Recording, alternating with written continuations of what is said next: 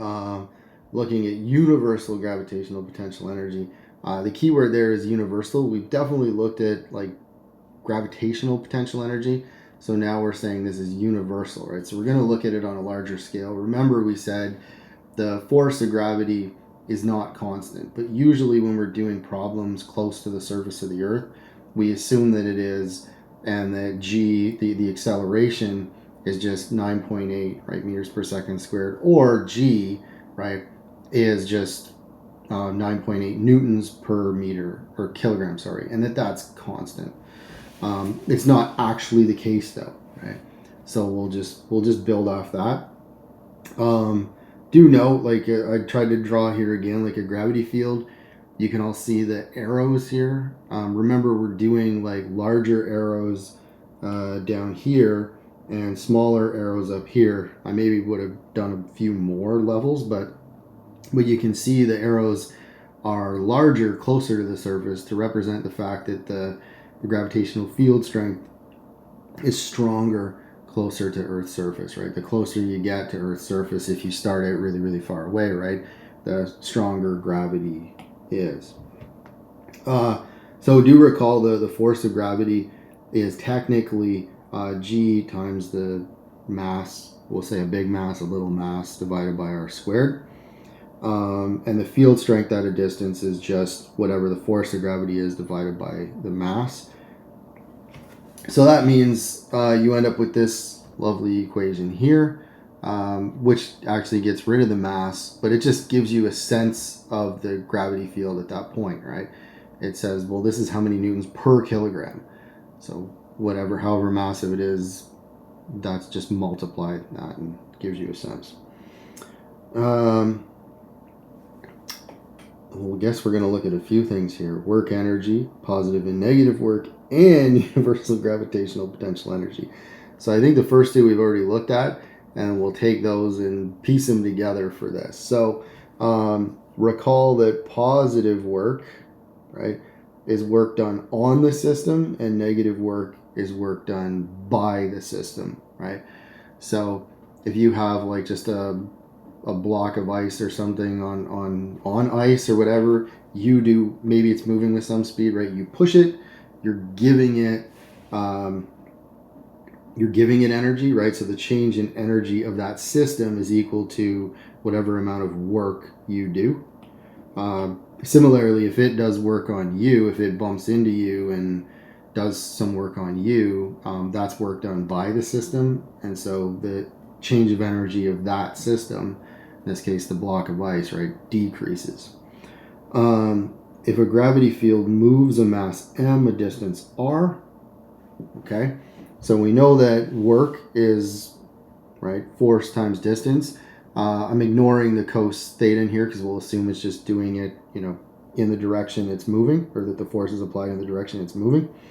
That means if we use that, then we can just say, well, that's the force here times the distance that it moves it. And again, we're assuming it's moving it radially inward, or, right, well, I guess inward would probably be the case for gravity, right? It's going to move it closer.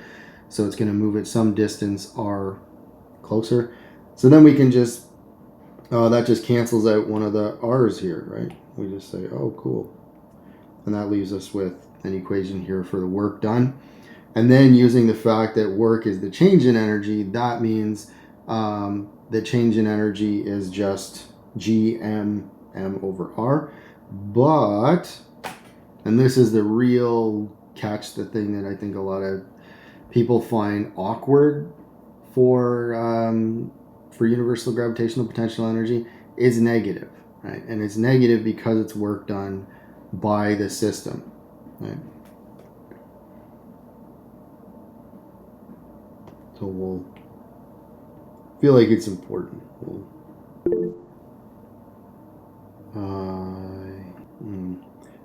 Yeah, also I like to use the little m there for like little things like satellites, people, astronauts, whatever. Because often when we're doing some of these equations, you'll see later, it'll probably just cancel out in big M, which could be the mass of the Earth or the Sun or whatever. That's the one that usually matters when you're doing whatever calculation.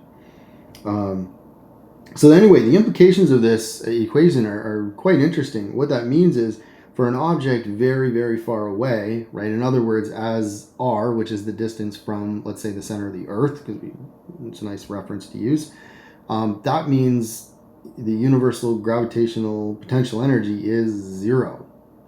And that probably doesn't seem too odd, right? To say, look, here's the Earth down here.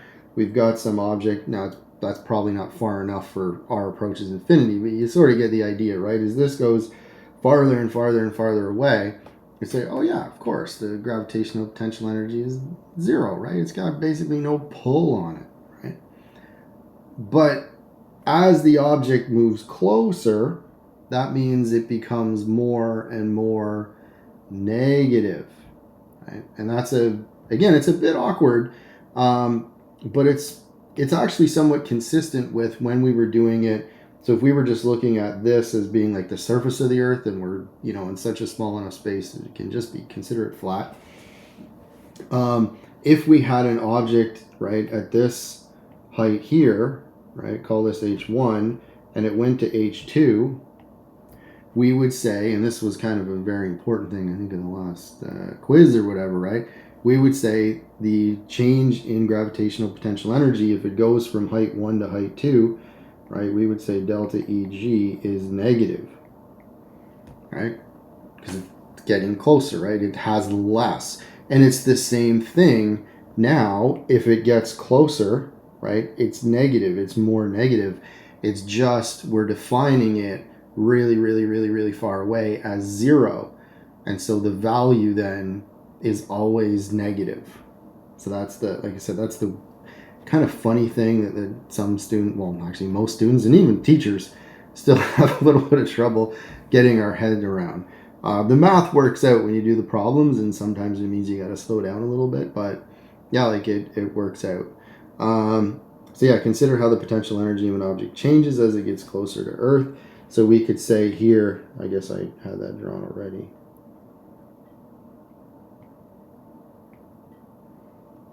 Right, so we could say Eg equals 0.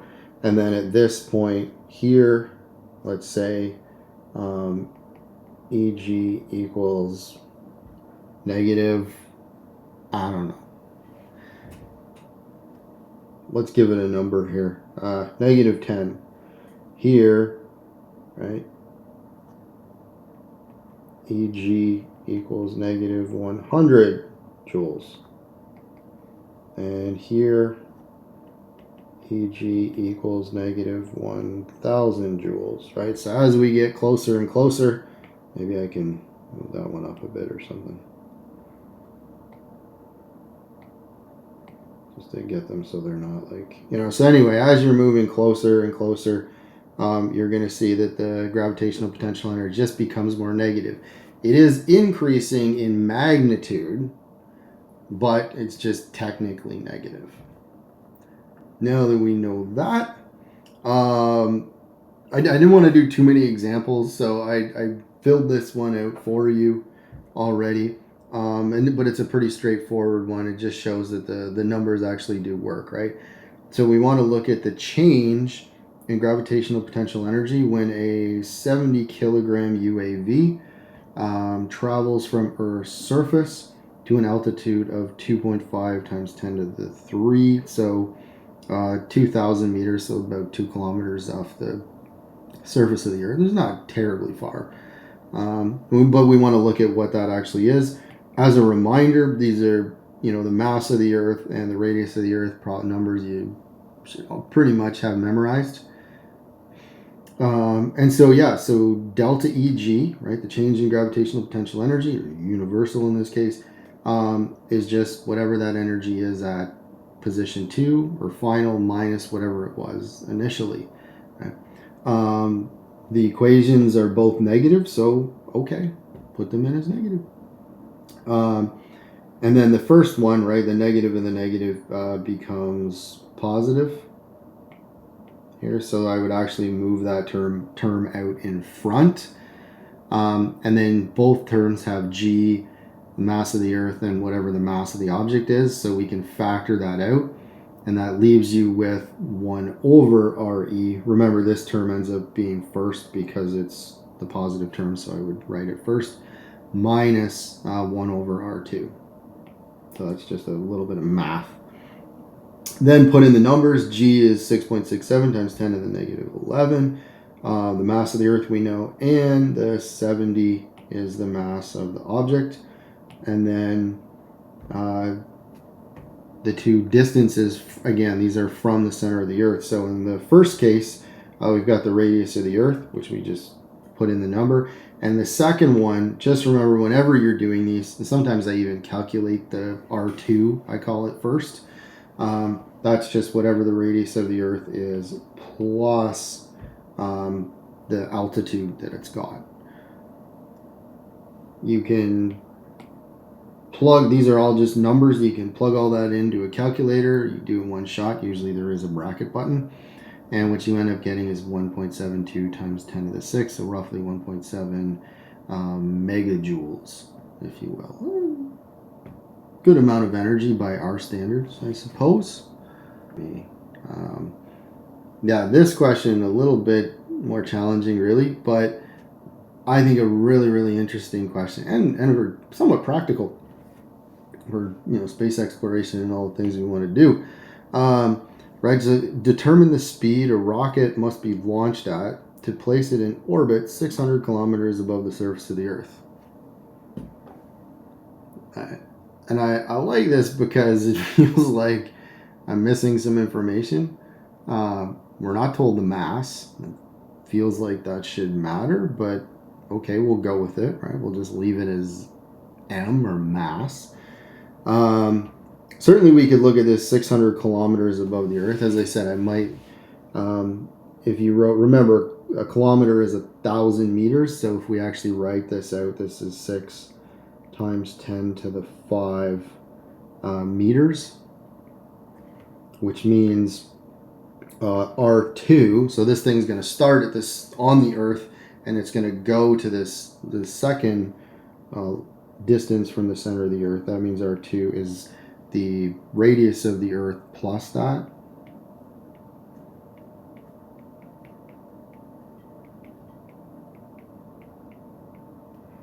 And if we put those together, we get 6.97 times 10 to the 6 meters.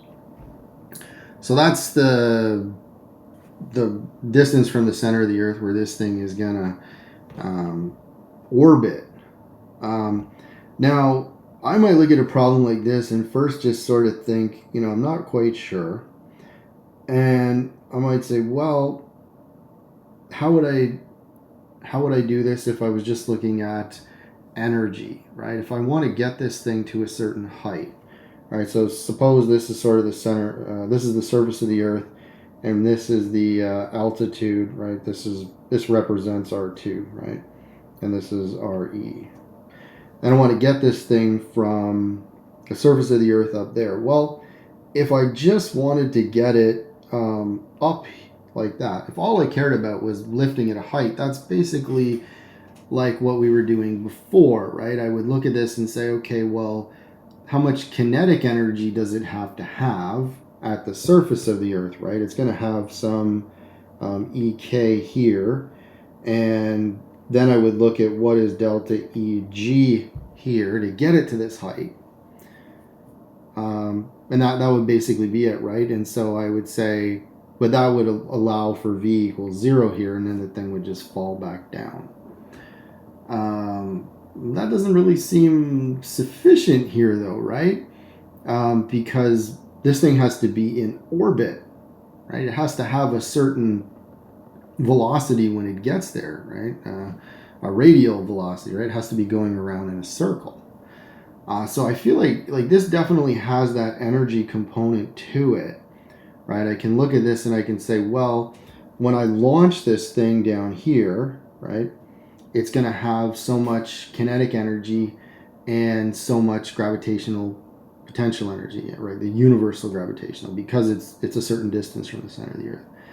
Then when it gets to R2, it's going to have a certain amount of kinetic energy still, because it's going to have to go around in a circular orbit, and it's going to have a new amount, technically a greater amount or like a less negative amount of gravitational potential energy. All right. So sort of working a little bit backwards here, the real thing I need to know is the velocity at R2. I've got to know how fast this thing is going to have to go to orbit at R2, right? How fast does it have to go? And that means I've got to ask myself, what does it need to, like, what has to be true? If this object is in orbit, what has to be true, right? Right, so we need to know the speed at R2, and we'll say it's a circular orbit. Well, if we have an object going around in a circle, right, in this case a rocket going around the Earth in a circular orbit, then we can go back to centripetal force, right? That means the force of gravity is our centripetal force, right, that keeps this thing going around and around and around, right?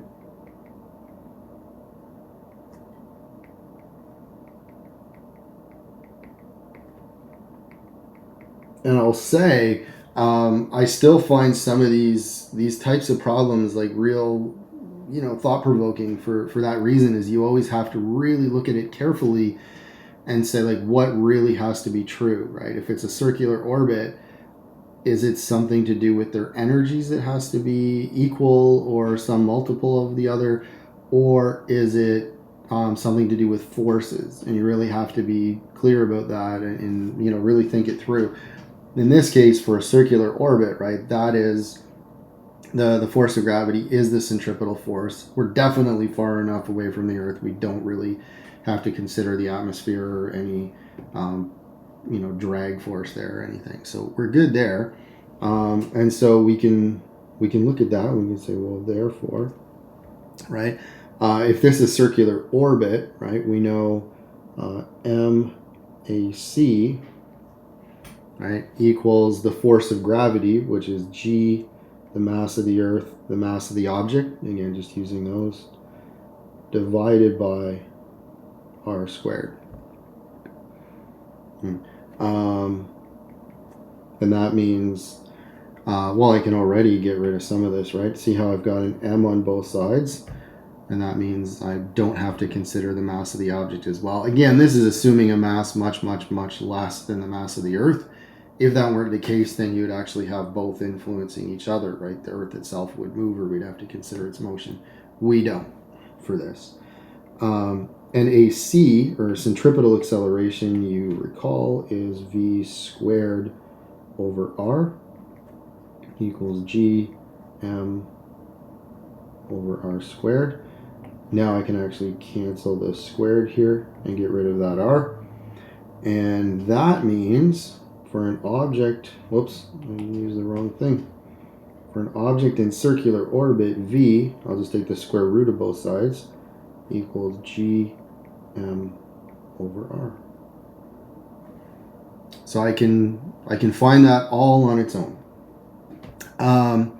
Now, since I'm going to want some kinetic energy while it's in orbit,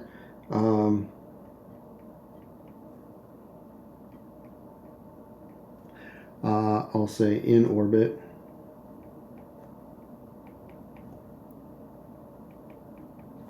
EK, remember, is 1/2 m v squared. So that's going to be G M over R squared, which of course just equals G big M little m over 2R. Not bad. And I draw this out for two reasons. One, we're going to need it.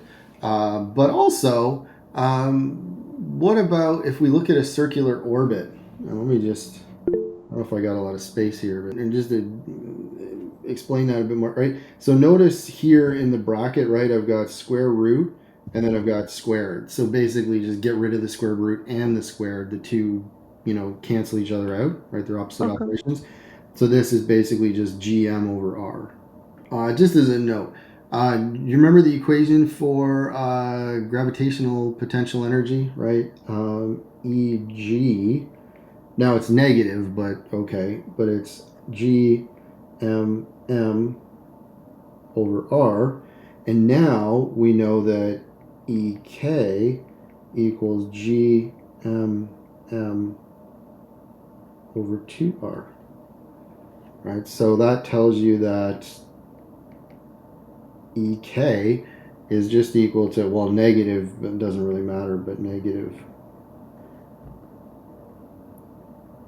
All right, so basically, the kinetic energy, if you're in a circular orbit, is half of the value of the gravitational potential energy, which is kind of a neat little connection to make. Anyway, that means we can actually do our analysis here. So I'll just, so you know what I'm doing if you read this later. Yeah, the total energy before has to equal the total energy after. So that means EG1 plus EK1 has to equal EG at R2 plus EK at 2. And then we can just fill in all the equations for this. So EG1, this is basically, I could rewrite those, I suppose, if like EG at Earth's surface. Although that looks like KE, so maybe I'll just leave those as ones. The equation for that, minus G M M over R plus kinetic energy at 1 is 1/2 mv squared. That's the kinetic energy that this object is going to have at Earth's surface. And that's going to equal the gravitational potential energy at R2 when it's in orbit, which is minus G M M over R2. And I guess here I could say that's RE, just to be clear about what's what. Plus the kinetic energy it's going to have when it's in orbit there, which we already figured out. That was G M M over 2. And this would be R2 in this case, right? Because that's the distance from the center of the Earth when it's in that orbit. So now it's just basically all about solving for V here, right? The speed that it has to have at Earth's surface, right? All the heavy thinking is done, if you will. So now I could look at this thing and say, well, fortunately, I have an M in every one of these equations, which is also interesting when you consider what that means or the implications, right? It means the mass doesn't really matter, right? Doesn't matter if I'm trying to send up a 1 kilogram little tiny satellite or I'm trying to send up a, million kilogram rocket ship or something. I don't like that 2 in the bottom there either, so maybe I'll just multiply everything by 2, which cancels that. I guess I could show it 2. And multiplying this by 2 actually cancels those as well. And then all I'm left with here is just V squared now, right? So basically that's what I want. So I'll write that as V squared. And this is negative over here, so I'll just add that term to both sides. So I'll just tack it on to the end of the other side. So that equals minus 2GM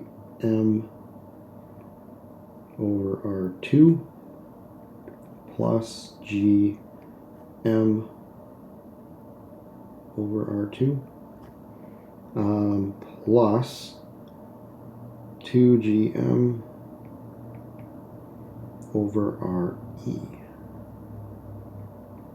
And then again, that's just adding this term to the other side so that it goes over there.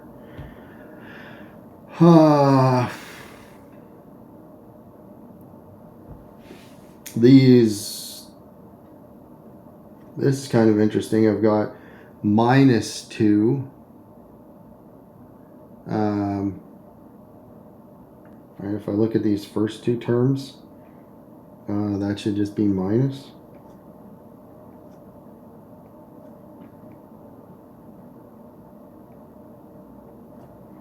And then in the other one, I've got plus 2gm over re. And I suppose if you're picky because this one's negative, why not move it over? Get rid of that. Write this term first.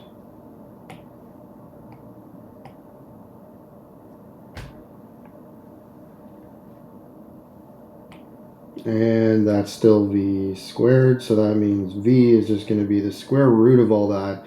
But I suppose I could factor out gm. And that leaves me with 2 over re minus 1 over r2. I'm going to do the square root of the whole thing. And all there is to it. So that means v, if I actually put in the numbers here, g is 6.67 times 10 to the minus 11. The mass of the Earth is 5.98 times 10 to the 24. And that's going to be 2 over the radius of the Earth, which is 6.37 times 10 to the 6 minus 1 over R2, which I figured out up here, right? 6.97 times 10 to the 6.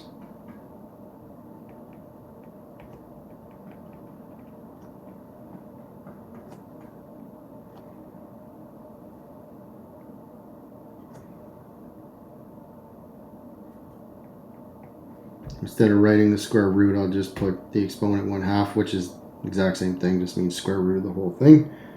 And that means that V equals 8247.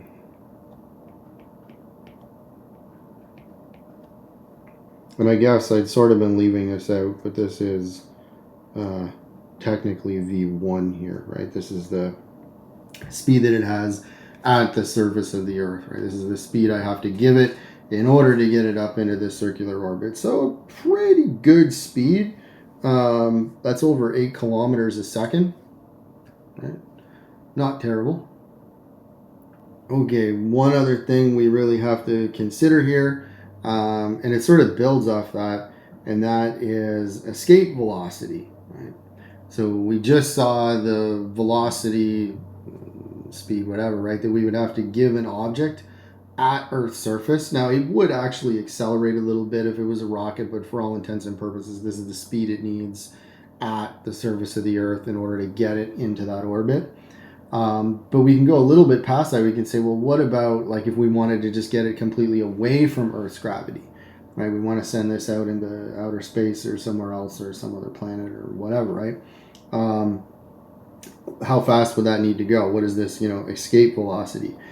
And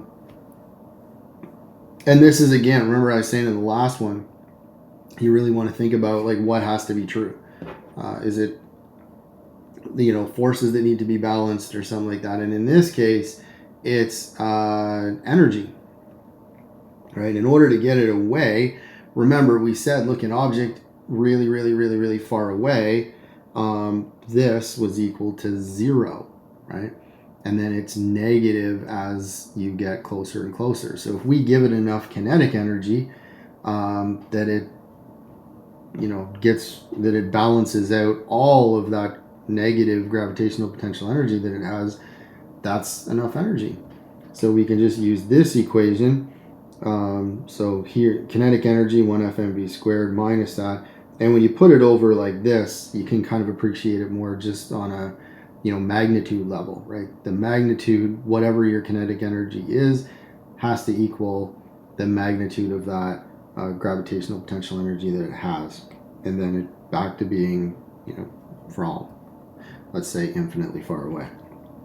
And if we solve that, we end up with this lovely equation right here. And you can see it's on Earth's surface. If you put in the numbers for Earth, that's about 11.2 kilometers a second. If you go back to that last example we just did, right, that was about 8.2 kilometers a second to get it into that circular orbit. And that wasn't really far. That was only 600 kilometers above the Earth's surface, which remember is about 6,000 kilometers, right? So, but it gives you some idea if you can go that fast or get something up to that speed. And going 11 kilometers a second is pretty fast. But that would be enough. And just, I thought this was kind of good to show you what escape velocity is, right? Because we basically just looked at what would the speed need to be to get it into this circular orbit. I thought this diagram, obviously a little silly with the cannon there, but you sort of get, if you do something like this first one that says slow, right, then you're basically looking at, just a projectile motion problem that's going fast enough that you've got to take Earth's curvature into account, right? It's not going to fall. It's not a flat surface here. And then as you go a little bit faster, it's going to go a little bit farther, but eventually you're going to get it to this orbital velocity, which is when it's actually free falling at just the right rate that Earth's curvature keeps it going and going and going and going. And we said that was when you get the force of gravity is the centripetal acceleration to orbit at that radius. And then if you keep giving it a little bit more and more velocity at this point, you actually, just to be, tell you a little bit, it actually will still orbit. It'll just orbit in kind of elliptical orbits. So from there, it'd go more like that, right? And then it'd go more like that. Right, so there are some in-betweens here where it's not quite enough energy to do that. But we're really just, like any of the orbits we do, we're just looking at circular orbits. So you don't have to do any of those. If you take Earth and space science, you can study Kepler's laws a little bit and look at some of those. But for this court, we'll keep it to circular orbits. And then we'll look at the other, like past all of those elliptical orbits and escape velocity, which again is when the energies are the same.